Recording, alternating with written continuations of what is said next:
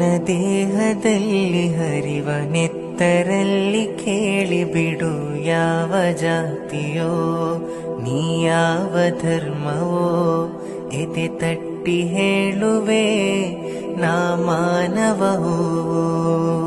ಮನೆಯ ಭಾರವೆಲ್ಲ ಹೊತ್ತು ಪ್ರೀತಿ ಮಾತ್ರ ಬಯಸುತ್ತಿತ್ತು ಮುಗ್ಧ ಜೀವವು ಯೌವನದ ಭಾವವು. ಕೊಂದು ಬಿಟ್ಟರು ನರಸತ್ತ ಮನುಜರು.